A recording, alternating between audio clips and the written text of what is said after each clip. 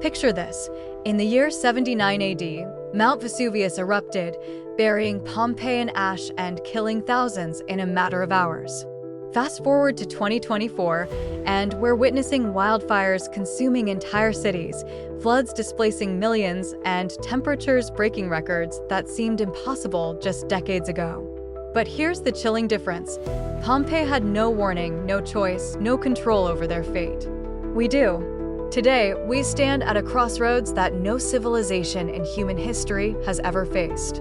For the first time, we possess the power to fundamentally alter our planet's climate, to create and spread diseases, to build weapons that could end all life as we know it.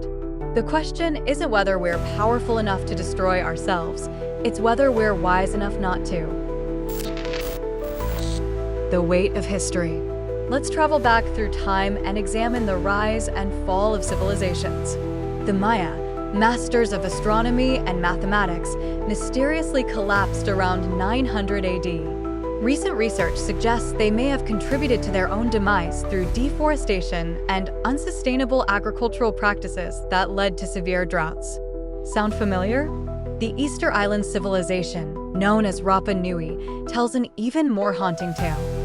These Polynesian settlers arrived on a lush, forested island around 1200 AD. By 1722, when Dutch explorers first made contact, they found a barren wasteland dotted with mysterious stone statues and a population reduced to just a few thousand people living in caves. What happened? They had cut down every single tree on the island. But these weren't isolated incidents. The Anasazi of the American Southwest abandoned their elaborate cliff dwellings after a prolonged drought that they may have worsened through overuse of natural resources. The Khmer Empire, builders of the magnificent Angkor Wat, collapsed partly due to deforestation that disrupted their sophisticated water management system. Yet here's what's different about our situation today. These ancient civilizations faced localized collapses. Their mistakes affected hundreds of thousands, maybe millions of people across limited geographical areas. Today, our mistakes echo across continents and oceans. When we pump carbon dioxide into the atmosphere in China, polar bears lose their ice sheets in the Arctic. When we clear rainforests in Brazil, weather patterns shift in Africa. The scale of our impact is unprecedented, but so is our awareness of it. The Maya couldn't measure atmospheric carbon dioxide levels. The Easter Islanders didn't have satellite imagery to track deforestation. We do. We can see exactly what we're doing to our planet in real time, yet we continue down the same path.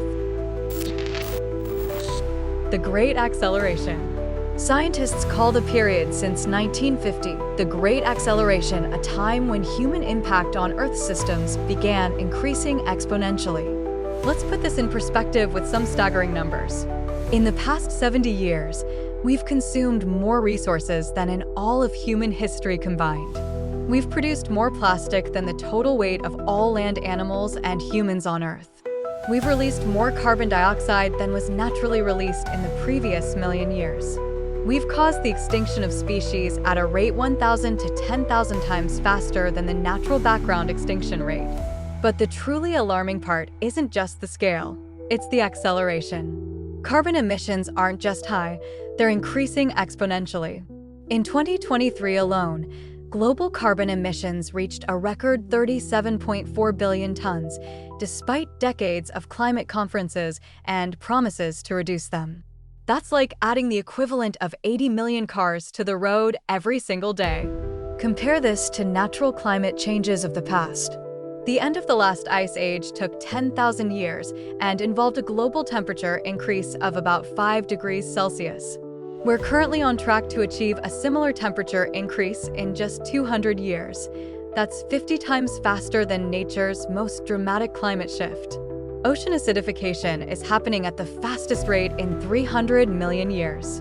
The Great Pacific Garbage Patch is now twice the size of Texas. Microplastics have been found in human blood, in the deepest ocean trenches, and at the top of Mount Everest. We've literally changed the geology of our planet, Future archaeologists will be able to identify the 21st century by its layer of plastic and radioactive materials. Yet perhaps the most disturbing parallel with past civilizations is our response to warning signs. The Maya had droughts but continued deforesting. The Easter Islanders watched their trees disappear but kept cutting. We watch our ice caps melt, our coral reefs bleach, our forests burn, and yet global fossil fuel consumption continues to rise. The psychological phenomenon is called shifting baseline syndrome. Each generation accepts a more degraded environment as normal because they didn't experience the previous, healthier state. What we consider a pristine forest today would have seemed devastated to someone living 200 years ago. The paradox of progress. But wait, aren't we living in the best time in human history? By many measures, absolutely yes. Global life expectancy has doubled since 1900. Extreme poverty has plummeted from 90% of the global population in 1820 to less than 10% today. Child mortality rates have dropped dramatically. More people can read, have access to clean water, and enjoy freedoms that would have been unimaginable to our ancestors. Technology has given us capabilities that seem almost magical. We carry more computing power in our pockets than was used to land humans on the moon. We can cure diseases that were death sentences just decades ago. We can communicate instantly with people on the other side of the planet. So how do we reconcile this progress with the environmental and social crises we're creating? The answer lies in understanding that we've optimized for short-term growth at the expense of long-term sustainability. Consider our food system. We produce more food than ever before, yet 828 million people still go hungry while we waste 1/3 of all food produced. Our industrial agriculture has increased yields dramatically, but at the cost of soil depletion, water contamination, and biodiversity loss. We've traded sustainable practices that could feed humanity for millennia for systems that maximize profit for decades. Our economic system rewards quarterly growth over generational thinking. A CEO who sacrifices short-term profits to invest in sustainability might be fired, while one who cuts environmental spending to boost quarterly earnings gets a bonus. We've created a system that is structurally incapable of planning beyond the next earnings report. This isn't just about the environment, it's about social sustainability too. While global poverty has decreased, inequality within countries has skyrocketed. The richest 1% of humanity now controls more wealth than the bottom 50%.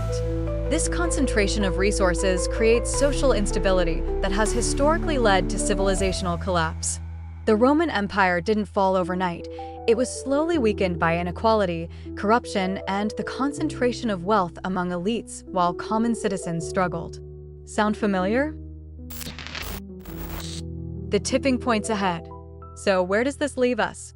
Scientists have identified 9 planetary boundaries, thresholds we cannot cross without risking irreversible changes to Earth's systems.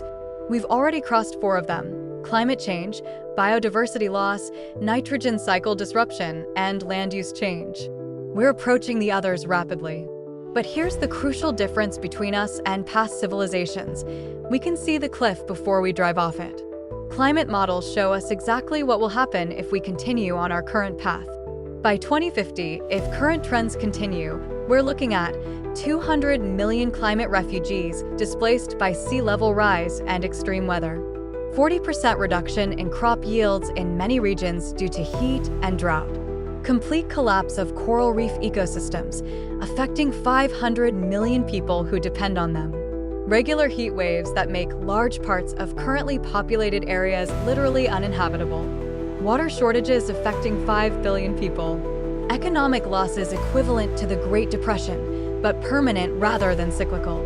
Yet unlike the Maya or Easter Islanders, we have unprecedented tools to change course. We have renewable energy technologies that are now cheaper than fossil fuels. We have the scientific knowledge to design sustainable systems.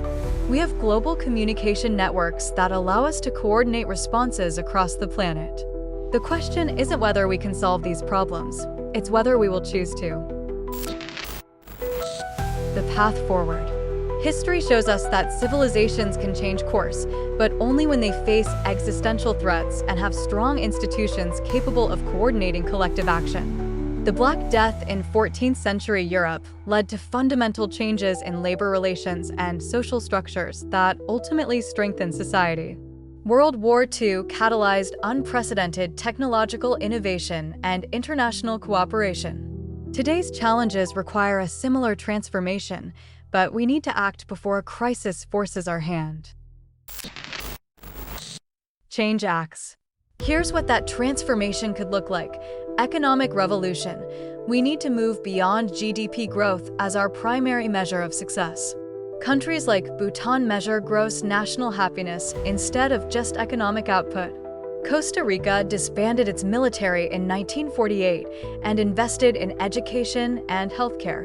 It now ranks higher in happiness and life satisfaction than much wealthier nations. We need economic systems that account for environmental and social costs, not just financial profits. Technological renaissance. The same innovative spirit that created our current problems can solve them. Solar energy costs have dropped 90% in the past decade. Battery storage technology is improving exponentially. Lab-grown meat could eliminate industrial agriculture's environmental impact while feeding more people with less land and water. Carbon capture technology could pull greenhouse gases directly from the atmosphere.